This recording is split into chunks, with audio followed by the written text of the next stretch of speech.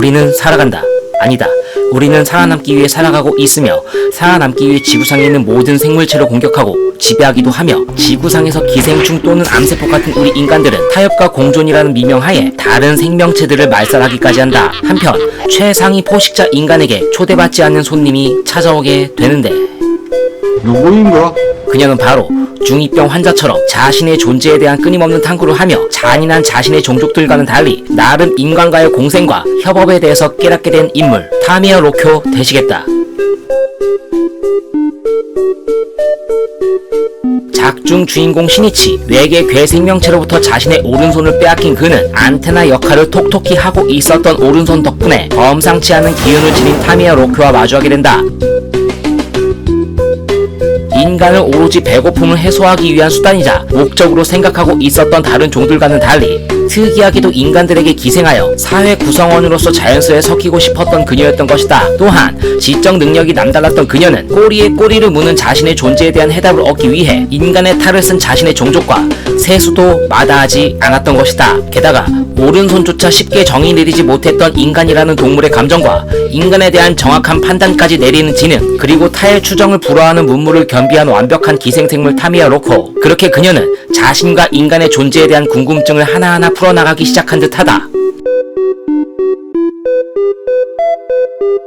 자신의 종족과 세수를 했던 그녀는 이제 더 이상 홀몸이 아닌 것이다. 최대한 인간으로서의 신분을 유지하며 평화롭게 지내고 싶었던 그녀였던 것일까. 시니치를 조지기 위해 로쿄의 잠자리 파트너 A가 학교를 급습하게 된다. 시니치의 가벼운 공격으로 인해 정신을 못 차리는 A의 소란스러움은 로쿄에게는 눈의 가시였던 것이다. 그리하여 이렇게 시끄럽고 어수선한 분위기를 잠재우기 위함과 인간들을 가르치며 인간과의 공생에 한 걸음 한 걸음 다가가고자 했었던 그녀였기에 A를 한 줌의 죄로 만들어 버리는 것은 당연한 수순이었던 것이다. 하지만 순조로울 것이라 생각했었던 교사 생활도 잠시 미혼이었던 로쿄가 정체불명의 남자와 세수를 하여 임신했다는 소식이 학교에 퍼지게 되고 학교 선생들의 입방아에 오르게 되자 어쩔 수 없이 사직서를 제출하게 된다. 시간이 흘러 로쿄의 엄마가 그녀의 집에 방문하게 되고 그녀의 엄마는 로쿄가 아닌 것을 알아챈다. 인간들과의 공생을 위해 무조건적인 살생을 금하며 지내왔던 그녀가 자신의 정체가 드러났기 때문에 어쩔 수 없는 선택을 하게 된 것이다.